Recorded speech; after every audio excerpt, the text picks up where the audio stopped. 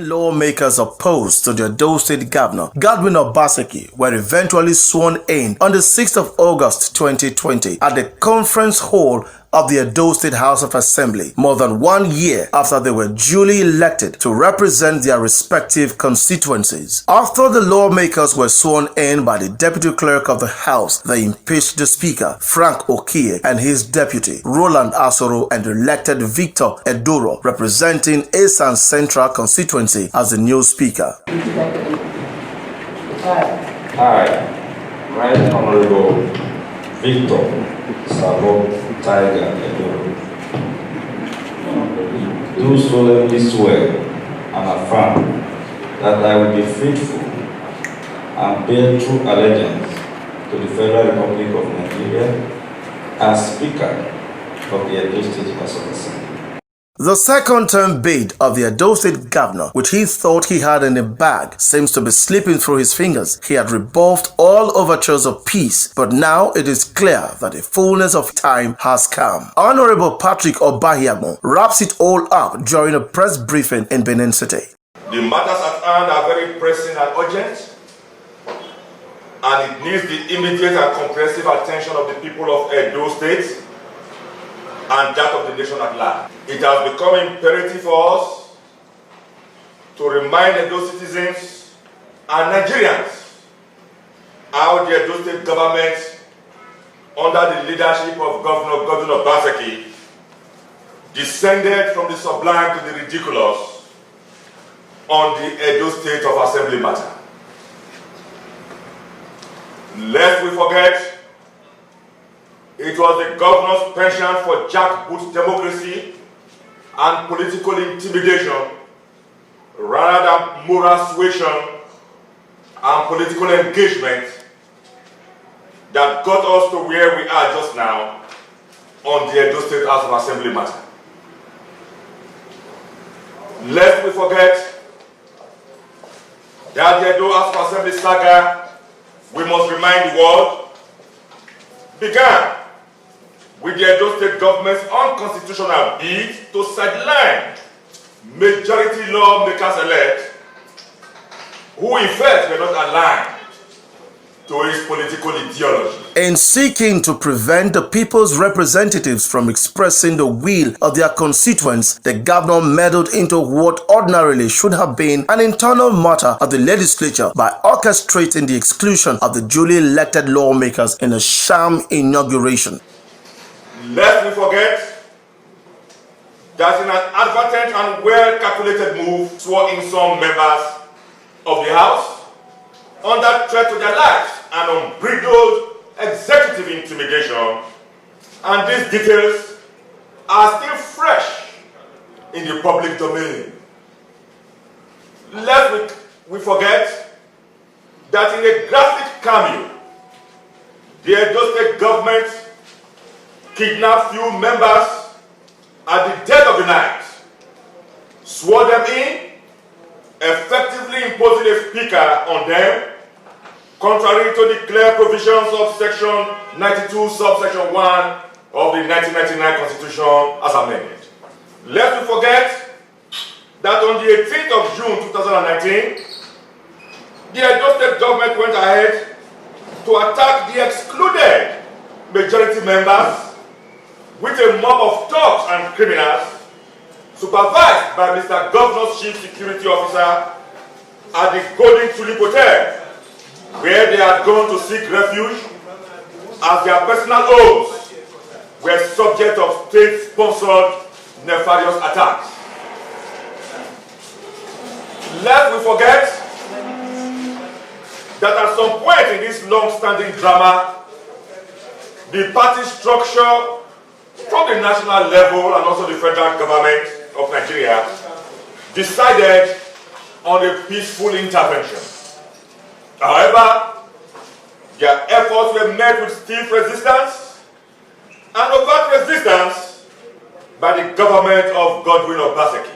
First were the intervention efforts and missions from both the Federal House of Representatives and the Nigerian Senate to seek a peaceful resolution to the crisis, which did not enjoy the cooperation of the governor, who even threatened that he would not be available to receive the National Assembly Committee members. This did not deter them from proceeding with their fact-finding mission to Edo State. By introducing myself and the team, you introduce yourselves. We go ahead. My name is Razak.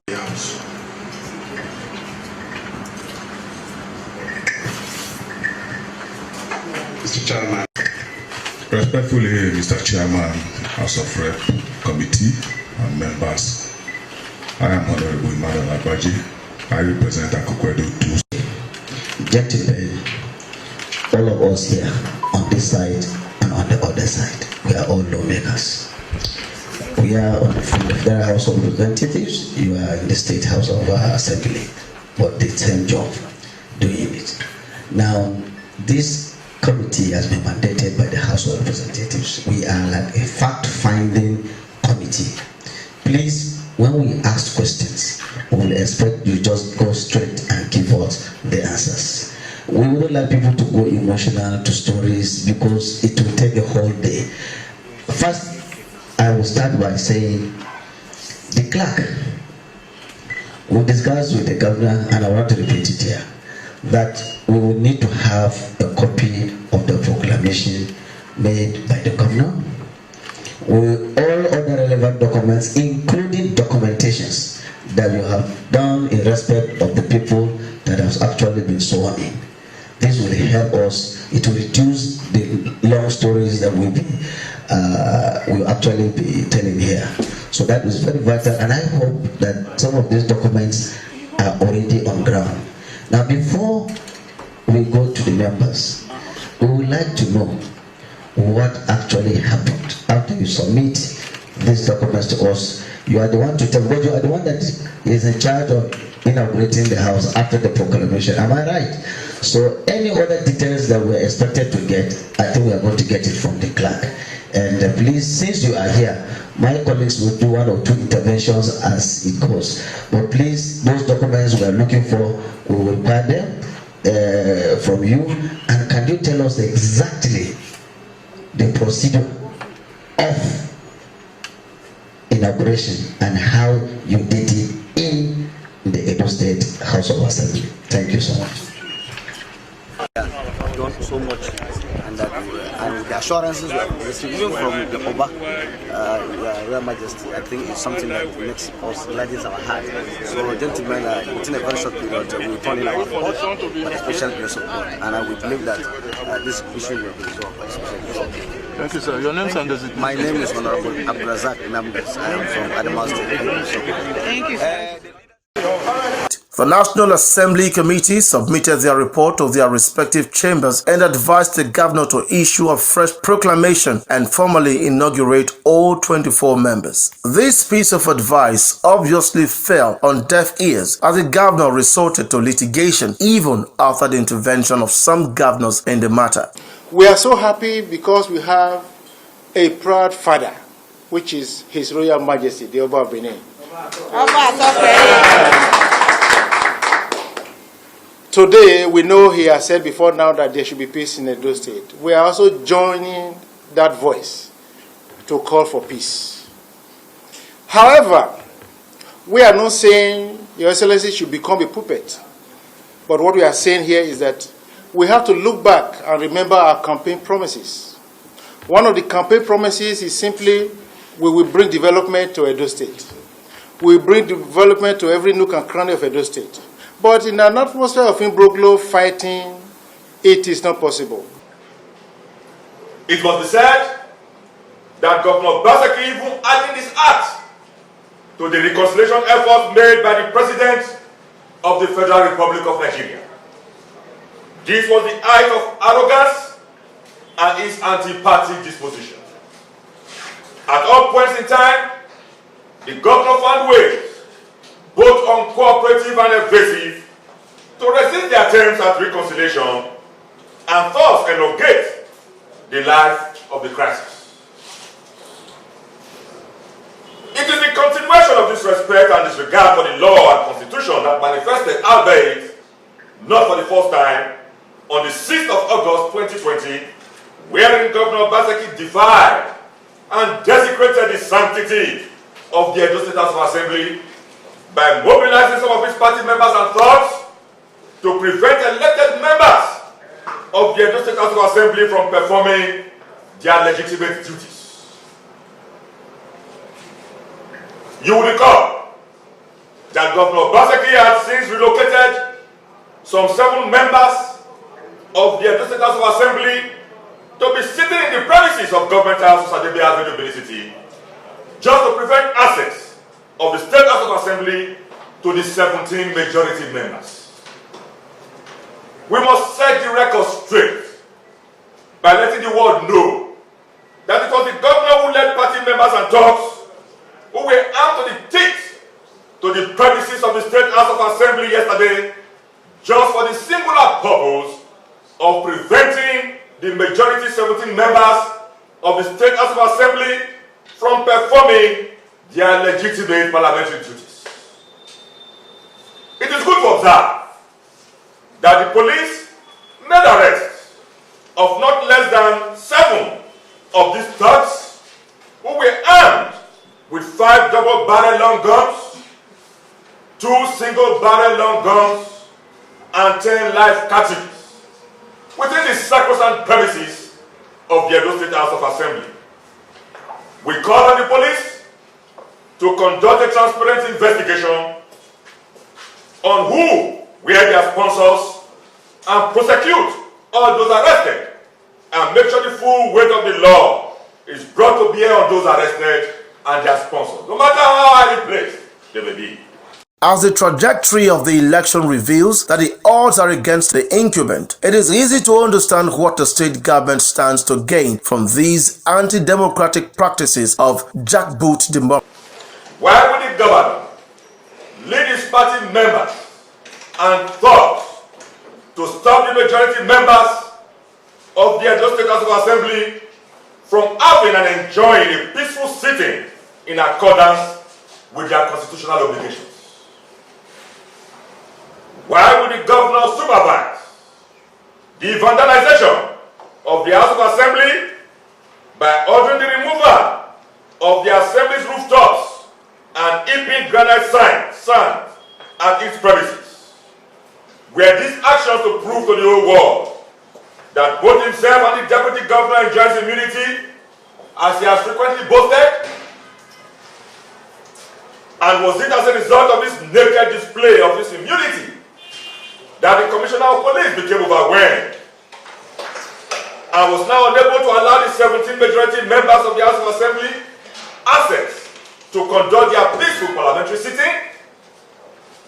Does these actions not tantamount to overheating the polity and thus scare away voters from exercising their electoral franchise in the September 19th governorship elections?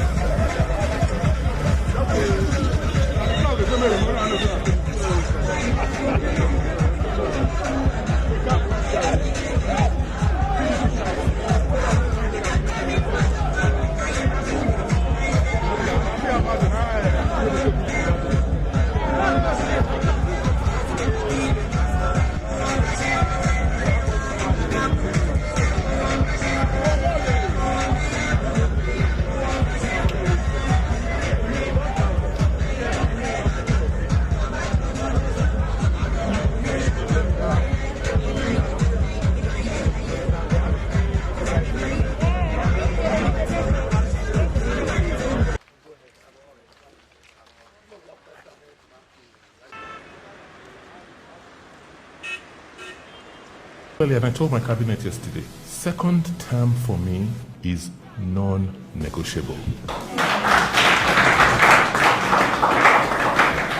I am demanding it because I deserve it. I think I've earned it. You know, you will mobilize for yourselves. Yes.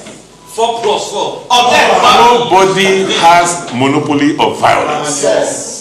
If they want violence, we will show them violence. Yes. So if I see anybody, if you see anybody smashing any cars because my sticker or poster is in the car, let us know, and we will show that person that we're government. While the people of Edo State and indeed the entire world bore witness to these monstrous atrocities and reports in shame, the outgoing governor, Mr. Godwin Obaseki, paraded himself before cameras and microphones, offering a defense of his grotesque mathematics and understanding of democracy, which holds that 7 persons are greater than 17. Can 7 be indeed greater than 17? Answer, of course, an emphatic no. Godwin Obaseki is clearly the aggressor in this plot. The one man who has refused the reign of peace, who has remained standing in the way of justice and fairness, who has put his knees on the neck of our democracy in Edo State. Let us, however, reassure the people of Edo State and Nigerians that the September 19th governorship election will be very peaceful and free of violence.